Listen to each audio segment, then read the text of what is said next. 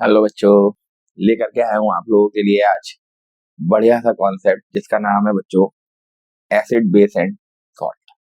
आज स्टार्ट करते हैं एसिड बेस एंड सॉल्ट को और इसका वन शॉट दूंगा मैं आप लोगों को। और उम्मीद करता हूँ कि आप लोगों को समझ आएगा। कम से कम समय में ज्यादा से ज्यादा चीजें देने की कोशिश करेंगे ताकि एक बार इसको आप अच्छे से समझ लो और आपके ये चीज क्लियर हो जाए। समझ रहे हो ना आप बात? चलिए स्टार्ट करते हैं। थोड़ा सा फोकस कम होगा, लाइट नहीं आ रही है एक्चुअली, तो बाकी थोड़ा मैनेज कर देंगे एडिटिंग वगैरह से। हम देखते हैं, ठीक है। तो स्टार्ट करते हैं बच्चों, क्लास 10th और chapter name is acid base and salt. Acid base and salt. और इस चैप्टर का हम वन शॉट देंगे आपको, कोशिश करेंगे कंप्लीट हो जल्द से जल्द और आपके समझ आए। देखो बच्चों, सबसे पहले बात करते हैं एसिड्स क्या होते हैं। देखो जनरली आपको पता है एसिड्स क्या है भैया। ऐसा बोला जाता है कि एसिड्स वो होते हैं those chemical substances, those chemical substances which are stored in taste, है ना भाई।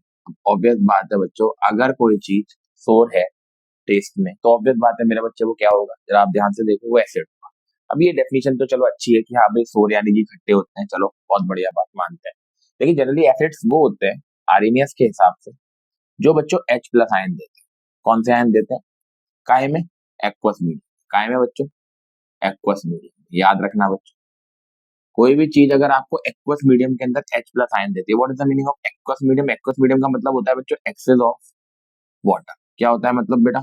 Access of water. कोई भी टीचर अगर आपसे कहता है ना, मान लो अगर आपने एक एसिड है, जैसे सपोज HCl है आपने, और HCl का आपने एक्वस मीडियम तैयार किया, तो आप देखोगे H प्लस निकलेगा उसके पास, और क्या निकलेगा? Cl minus. तो जिसके पास भी बच्चों हाइड्रोजन आयन की कंसेंट्रेशन होती है, जिनके पास भी हाइड्रोजन आयन की कंसेंट्रेशन होती है, उसको आप क्या बोल देते हो बच्चा जी? उसको आप एसिड बोल देते हो। उसको आप क्या बोल देते हो बच्चों जी? एसिड बोल देते हो। बहुत बढ़िया बात, ठीक है ना। अच्छा, सम एसिडिक सब्सटेंस और भी होते हैं जिनके पास हाइड्रोजन नहीं होता, जिनके पास हाइड्रोजन नहीं होता है ना, नहीं होता है। जैसे CO2 है ना, SO2। ये आप ऐसे करके देखेंगे तो इनके पास हाइड्रोजन नहीं है, लेकिन ये फिर भी बच्चों एसिडिक है। क्यों है ये एसिडिक? इसका लॉजिक आप समझ सकते हो। ये एसिड इसलिए है क्योंकि इनका नेचर जो होता है वो एसिडिक होता है, जबकि इनके पास हाइड्रोजन नहीं है। तो आरएनएस थ्योरी यहीं पर एप्लीकेबल नहीं होती, ध्यान रखेंगे आप लोग ये, ठीक है ना। आरएनएस थ्योरी सिर्फ उन कंपाउंड्स पर लगती है जिनके पास हाइड्रोजन अवेलेबल होता है, ठीक है ना बच्चों। ऐसे सब्सटेंसेस को बच्चों हम क्या कहते हैं? एसिड्स कहते हैं, ठीक है ना। जनरली ये कौन सा आयन देते हैं? H plus ion. और मे भी बच्चों इस H प्लस आयन को अगर आप वाटर के साथ ट्रीट कराओ, अगर आप वाटर के साथ ट्रीट कराओ तो ये बनाते हैं H3O प्लस आयन। कौन सा आयन बनाते हैं? H3O plus ion. सर इसको क्या कहते हैं? इसको बोलते हैं बच्चों हाइड्रोनियम आयन। कौन सा ion? Which is called hydronium ion. कोई भी टीचर अगर आपसे पूछता है भाई हाइड्रोनियम आयन क्या है, तो जैसे H3O प्लस है। कोई भी टीचर आपसे कहता है भैया एसिड्स क्या होते हैं, तो कहते हैं सर एसिड आर द दो substances which are sour in taste and loses H positive ion in aqueous medium. ये कौन सा आयन हम लोग को देते हैं? H positive ion. यानी कि कहीं ना कहीं बच्चों हाइड्रोजन गैस को इवॉल्व करने में रिस्पॉन्सिबल है। हाँ, ज्यादातर ये कौन सी गैस रिलीज करते हैं बच्चों? Hydrogen gas. यस, इनके पास हाइड्रोजन है ना, इनके पास, तो ये हाइड्रोजन गैस रिलीज करते हैं। आई होप कंसेप्ट क्लियर हुआ होगा, कोई दिक्कत तो नहीं बच्चों? पक्का ना? एसिड का क्लियर हुआ। अब बात करते हैं आगे, कितने टाइप्स के एसिड्स वगैरह है ना, छोटी छोटी चीजें हैं।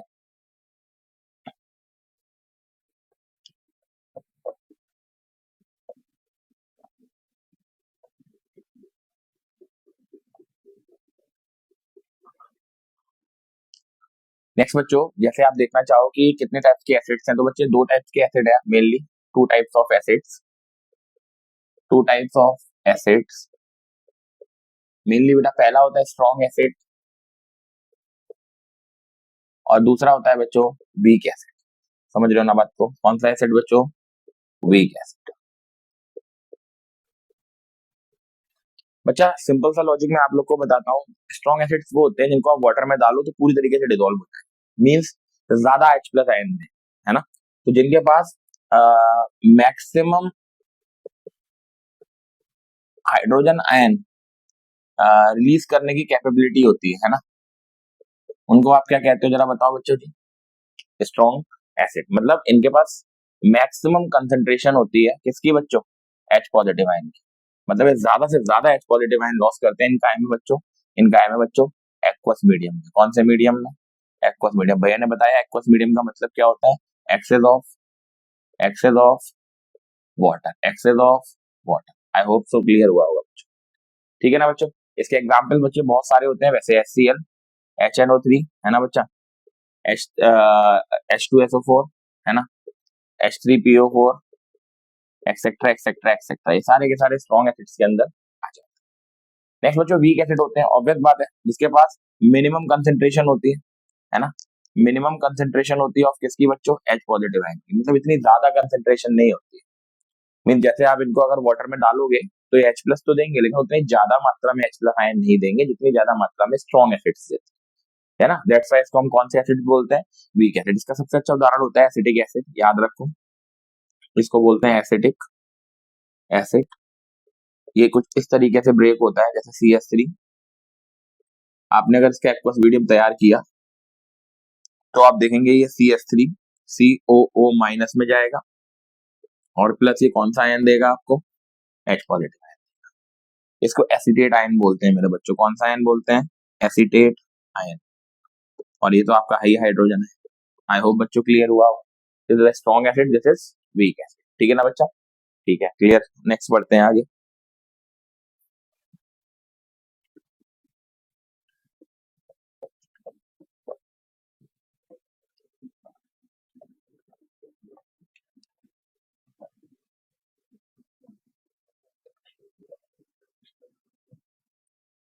हाँ तो बच्चों नेक्स्ट हम इंडिकेट कैसे कर सकते हैं इनको कि ये एसिड है या फिर कुछ और है? ठीक है ना।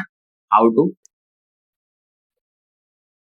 हाउ टू इंडिकेट, आप किस तरीके से इंडिकेट कर सकते हो, कैसे, है ना। तो बच्चों सबसे पहले आप लिटमस पेपर के थ्रू इसको इंडिकेट कर सकते हो। कौन से पेपर के थ्रू? लिटमस पेपर के थ्रू आप इसको इंडिकेट कर सकते हो, है ना। लिटमस पेपर, अगर आपको मान लो रेड लिटमस पेपर दिया, आपको रेड लिटमस पेपर दिया तो वो no change, red litmus paper किसी भी प्रकार का कोई चेंज नहीं करेगा। लेकिन अगर ब्लू लिटमस पेपर दिया आपने तो ब्लू जो है वो काय में कन्वर्ट हो जाएगा, जरा बताओ बच्चों? रेड में। ध्यान रखेंगे बच्चों ये चीज। कोई दिक्कत? कोई दिक्कत तो नहीं। रेड लिटमस पेपर काय में आ जाएगा? No change. लेकिन ब्लू लिटमस पेपर उसको काय में कन्वर्ट कर देगा? रेड में। अगर ब्लू रेड में जा रहा है तो इसका मतलब वो क्या है बच्चों? जरा बताओ, वो क्या है फिर? एसिड। क्या है? एसिड। आई होप क्लियर हुआ। दूसरा बच्चों आता है यूनिवर्सल इंडिकेटर। कौन सा इंडिकेटर? Universal indicators. सबको पता है बच्चों यूनिवर्सल इंडिकेटर्स कौन से होते हैं। जैसे पहला होता है फिनोफ्थलीन, फिनोलोफ्थलीन। दूसरा होता है मिथाइल ऑरेंज। कौन सा होता है बच्चों? Methyl orange. ठीक है, ठीक है। इसका जो एक्चुअल कलर होता है ये तो कलरलेस रहता है, ठीक है बच्चों, ध्यान रखना। और ये जो होता है तुम्हारा मिथाइल ऑरेंज, ये ऑरेंज कलर का होता है। मे भी बच्चों अगर आप उसको एसिड में डालो, मान लो मे भी आपने फिनोफ्थलीन को एसिड में डाला, मे भी आपने फिनोफ्थलीन को एसिड में डाला, तो आप देखोगे कलरलेस ही रहेगा, नो चेंज, कलरलेस रहेगा। लेकिन जैसे ही आपने मिथाइल ऑरेंज को एसिड में डाला, ये ऑरेंज था, ये रेड में हो जाएगा। ठीक है बच्चों, तो इससे आपको ये पता लग जाएगा कि हमारा दिया गया सब्सटेंस कैसा है बच्चों? एसिड है। ये इंडिकेशन होता है, तभी तो इसका नाम है इंडिकेटर, है ना। कुछ होते हैं बच्चों ऑल्फैक्टो इंडिकेटर, ज्यादा नहीं पढ़ना होता है इनके बारे में, बस इतना ध्यान रखो ऑल्फैक्टो का मतलब क्या होता है? जो स्मेल से पता लगा है। इसमें आपका जैसे अनियन आ जाता है, जैसे क्लोव ऑयल आ जाता है, समझ रहे हो आप बात को? रेड कैबेज आ जाती है, और भी ना जाने क्या क्या चीजें आती है, समझ रहे हो बात को? टर्मरिक आ जाती है ना, और भी बहुत सारी चीजें आ जाती है। ये ऑल्फैक्टो होते हैं। ज्यादातर इसमें स्मेल से और कलर से हम लोग पता लगा पाते हैं कि ये एसिड है या फिर बेस। आई होप सो क्लियर हुआ होगा बच्चों, कोई दिक्कत तो नहीं? मुझे उम्मीद है क्लियर हुआ होगा। ठीक है ना बच्चों, नेक्स्ट आगे चलते हैं।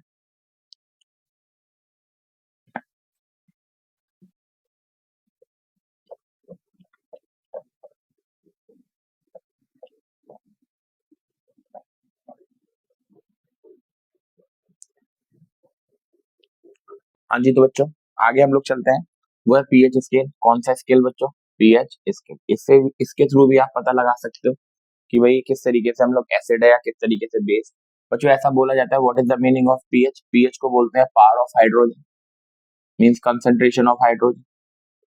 मैंने आपको बता ही रखा है, जिसके पास H प्लस की कंसंट्रेशन ज्यादा होती है वो स्ट्रॉन्ग एसिड, जिसके बाद वीक एसिड, जिसके बाद वीक होती है वो वीक एसिड, और जिसके बाद बिल्कुल नहीं होती है वो तुम्हारे बेस की तरफ शिफ्ट हो जाती है। ठीक है ना बच्चों? तो ये होता है पावर ऑफ हाइड्रोजन।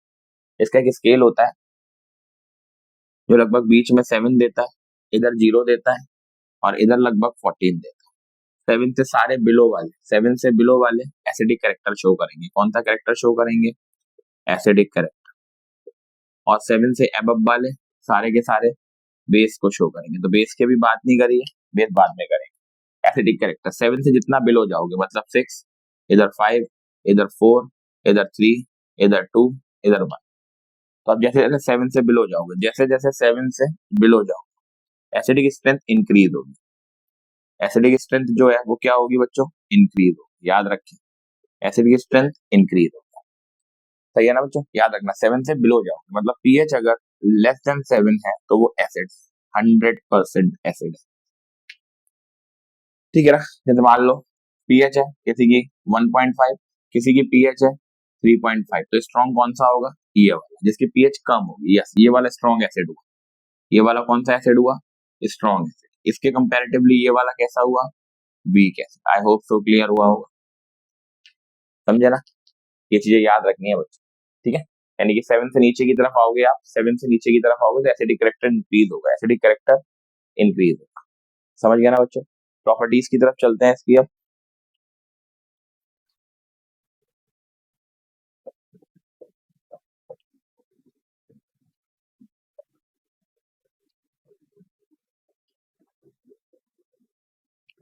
नेक्स्ट है बच्चों properties of acid. Properties of acid, है ना?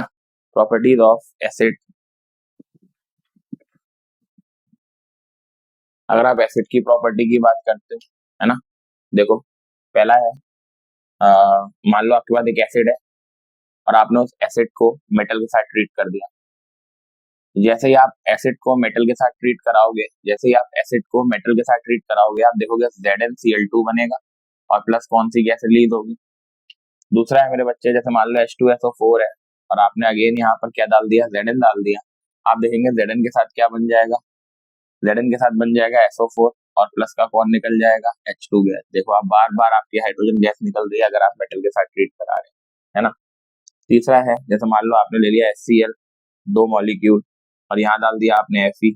ऑब्वियस बात है FeCl2 निकल जाएगा, प्लस कौन निकल जाएगा? H2। आप ध्यान से देख सकते हैं सब कुछ, है ना? तो ये सब चीजें अगर आप ध्यान से देखें तो ये हो जाती है हमारी, जब कोई भी एसिडिक मेटल के साथ रिएक्ट करता है। मोस्टली ये रिएक्शन बच्चों सारी डिस्प्लेसमेंट रिएक्शन होती है। कौन सी होती है? These are the displacement reaction. हाँ, अगर आपने यहाँ पे कॉपर डाल दिया, अगर आपने यहाँ पर कॉपर डाल दिया तो नो रिएक्शन, कॉपर रिएक्शन नहीं करेगा, क्योंकि कॉपर की जो रिएक्टिविटी है वो हाइड्रोजन से कम है ना? Copper is least reactive, least reactive than hydrogen. अब ये चीज अगर हाइड्रोजन के साथ रिएक्ट नहीं कर रही है तो इसका मतलब क्लियर है कि ये ज्यादा रिएक्टिव हुआ है, कम रिएक्टिव हुआ है, इसका मतलब ये रिएक्शन नहीं। तो बच्चों एक ये प्रॉपर्टी हो जाती है, ठीक है ना, इंपॉर्टेंट प्रॉपर्टी। दूसरी आती है न्यूट्रलाइजेशन रिएक्शन, है ना बच्चों?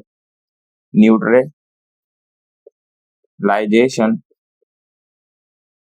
रिएक्शन, इसमें क्या होता है, आप एसिड को पकड़ो और किसी एक बेस को पकड़ लो। जैसे आप एसिड और बेस को पकड़ते हो, आप देखते हो Na के साथ Cl चले जाएगा और प्लस यहाँ से कौन रिलीज हो जाएगा? वाटर। समझे ना बात को? ध्यान रखना इस चीज को। मान लो आपके पास यहाँ पे H2SO4 है और यहाँ पर आपके पास MgOH का होल ट्वाइस है। आप देखेंगे MgSO4 के साथ चले जाएगा और H2O बन जाएगा। बहुत बढ़िया बात। ये जो कहलाती है, ये कहलाती है डबल डिस्प्लेसमेंट रिएक्शन। कौन सी बच्चों? Double displacement reaction, double displacement reaction. तो कोई भी अगर टीचर आपसे कहता है तो आप बड़े आराम से बता सकते हैं, these are the neutralization reaction or this is the displacement reaction when acid is treated with acid metal मतलब, तो आपका सॉल्ट बनाता है और हाइड्रोजन गैस निकालता है।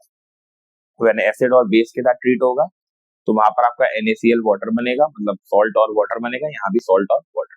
This is the example of displacement reaction, this is the example of double displacement reaction. बहुत बढ़िया बात, ठीक है ना।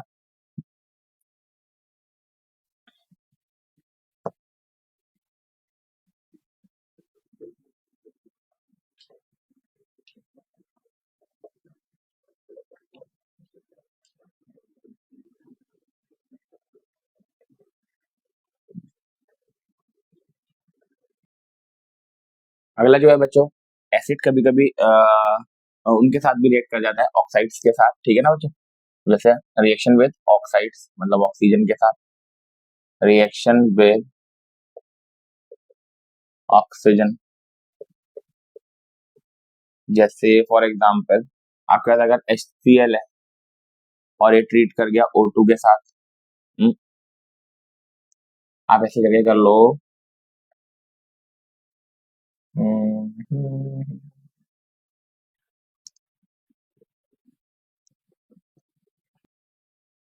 हाँ तो नेक्स्ट है बच्चों, जैसे मान लो आपके पास एक एसिड है और एसिड को आपने ट्रीट करा दिया किसी एक कार्बोनेट के साथ, जैसे मेटल कार्बोनेट के साथ Na2CO3 के साथ, तो इसके दो मॉलिक्यूल लोगे, Na के साथ Cl निकल जाएगा, विच इज NaCl के दो मॉलिक्यूल, CO2 निकल जाएगा और प्लस कौन निकल जाएगा बच्चों, वाटर।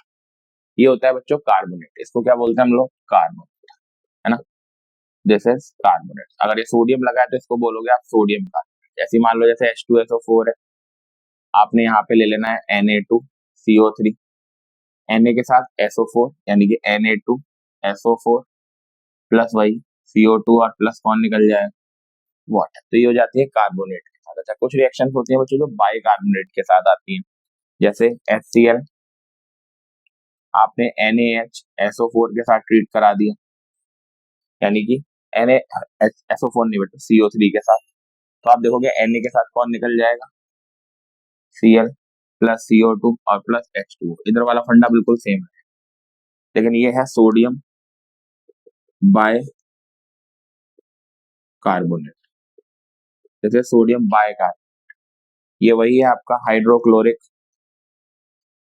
Hydrochloric acid. याद रख पाओगे बच्चों। तो मान लीजिए आपने ले लिया H2SO4, यहाँ ले लो आप 2KHCO3, K2SO4 प्लस वही CO2 और क्या निकल जाएगा, वाटर। ये बच्चों हो गए हमारे पास बाइकार्बोनेट। आई होप बच्चों ये कंसेप्ट क्लियर हो रहा होगा। जनरली बच्चों एसिड खत्म, एसिड के बारे में आप ध्यान से देख सकते हो, एसिड हमारा फिनिश। अब जो अगली चीज आ जाती है बच्चे, वो आ जाती है हम लोग के पास क्या, बेस, ठीक है ना। बेस इतना टफ नहीं होता है, बेस आसान होता है।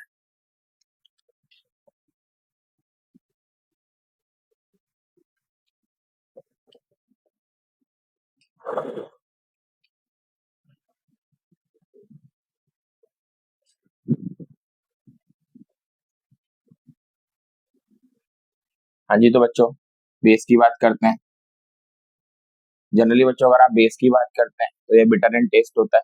कैसा टेस्ट होता है इसका, बिटर इन टेस्ट। अगर ये बिटर इन टेस्ट है बच्चा तो ऑब्वियस बात है कड़वा होगा, लेकिन अकॉर्डिंग टू आरेनियस के अकॉर्डिंग बेस वो होते हैं जिनका आप एक्वस मीडियम तैयार करो तो ये OH माइनस आयन देते हैं। कौन से आयन देते हैं, OH माइनस। इनको बोलते हैं हाइड्रोक्साइड आयन। कौन से ion, these are the hydroxide ion. अगर कोई भी चीज आपको हाइड्रोक्साइड आयन दे रही है, कोई भी केमिकल कंपाउंड बच्चा, तो उसको आप क्या बोलोगे लल्ला, उसको आप बोलोगे बेस। क्या बोलोगे बच्चा, बेस। कोई भी टीचर कहता है तो उसको आप बेस बोल सकते हो। बहुत बढ़िया बात।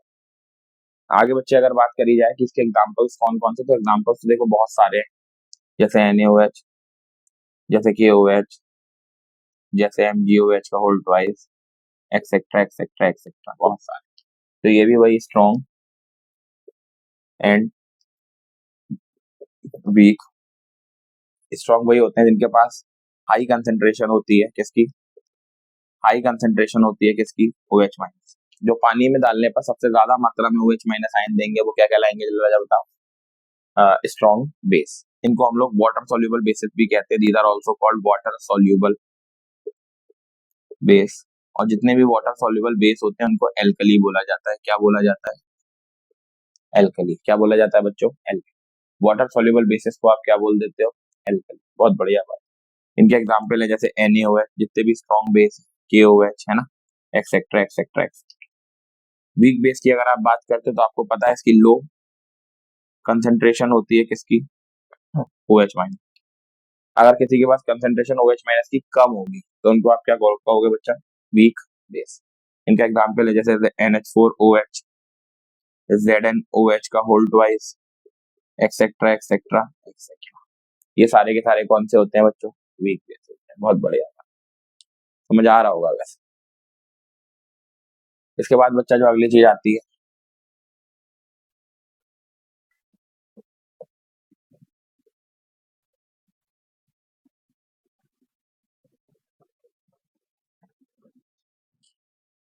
वो है बच्चा इंडिकेशन ऑफ बेस, है ना। कैसे आप इंडिकेट कर सकते हो ऑफ बेस को। सबसे पहले लिटमस पेपर, कौन सा पेपर,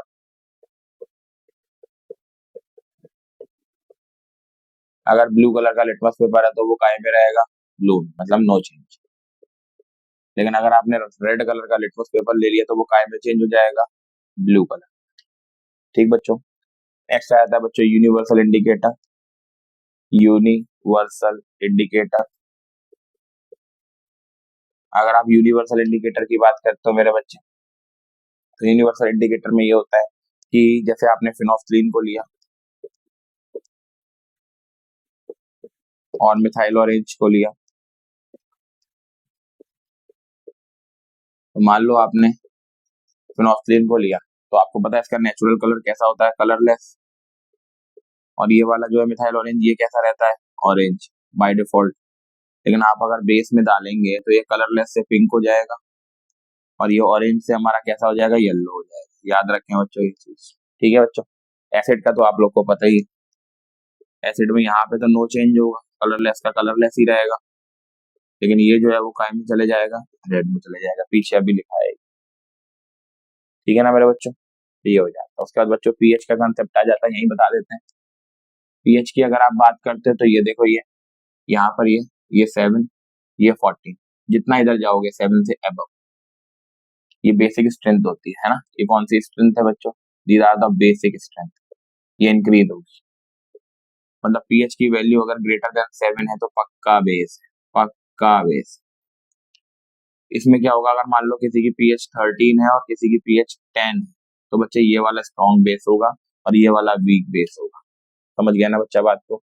क्योंकि 7 से अबव जाने पर बेसिक करेक्टर बढ़ता है, ठीक है ना, और एसिडिक करेक्टर घटता है। ठीक है, 7 से बिलो जाने पर एसिडिक करेक्टर बढ़ता है, बेसिक करेक्टर घटता है। ठीक है ना बच्चों। बहुत बढ़िया बात, ये चीजें क्लियर हो गई बच्चों, आई होप सो क्लियर हुई होगी। बहुत बढ़िया बात।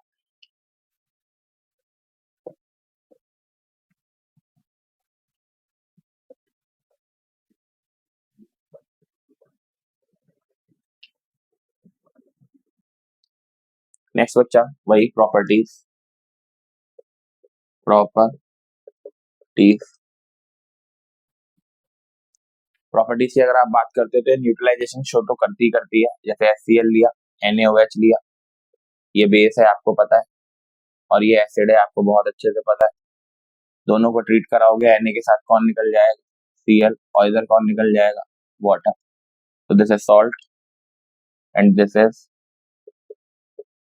दैट्स व्हाई मेरे बच्चों हम लोग इसको कह सकते हैं न्यूट्रलाइजेशन रिएक्शन। हाँ भाई, बेस इस तरीके से काम करते हैं। ठीक है ना बच्चों, ये सब चीजें आप लोग याद रखें बहुत बढ़िया तरीके। ठीक है ना। और इनकी कोई खास ऐसी प्रॉपर्टीज होती नहीं जो आप लोग को जनरली याद रखनी है। एसिड की हाँ याद रखनी है। ठीक है ना बच्चों। इंपॉर्टेंट में इसके न्यूट्रलाइजेशन रिएक्शन ही आती है। अच्छा, अब क्या होते हैं इसके बाद, आते हैं इसके अंदर ऑक्साइड्स। कौन आते हैं बच्चों, ऑक्साइड्स। ये इंपॉर्टेंट चीज है, ऑक्साइड्स। वैसे अगर देखो आपसे तो 3 प्रकार के ऑक्साइड्स होते हैं। पहले होते हैं एसिडिक ऑक्साइड, अगले होते हैं बेसिक ऑक्साइड, और अगले होते हैं एम्फोटेरिक ऑक्साइड। एम्फोटेरिक ऑक्साइड, कोई भी कहता है आपको तो आप क्लियरली ये चीज बता सकते हैं। ऑक्साइड से एसिडिक ऑक्साइड, बेसिक ऑक्साइड और एम्फोटेरिक। अगर आप बच्चे जैसे एसिडिक ऑक्साइड की बात करें तो जितने भी तुम्हारे जो क्या कहते हैं नॉन मेटेलिक ऑक्साइड्स होते हैं, नॉन मेटेलिक ऑक्साइड, वो सारे एसिडिक होते हैं। जैसे जाएगा CO2, SO2, NO2 etcetera etcetera etcetera. लेकिन बेसिक ऑक्साइड्स वो होते हैं जो मेटेलिक ऑक्साइड्स होते हैं। कैसे होते हैं? Metallic oxides. जैसे फॉर एग्जांपल Na2O, ठीक है, MgO, है ना, K2O एक्सेट्रा एक्सेट्रा एक्सेट्रा। ये सारे के सारे तुम्हारे कैसे हो जाते हैं? Basic oxides. अच्छा, कुछ होते हैं थोड़े से एक्सेप्शन जिनको बोलते हैं एम्फोटेरिक ऑक्साइड। ये वो ऑक्साइड्स होते हैं, those oxides which behaves both acidic as well as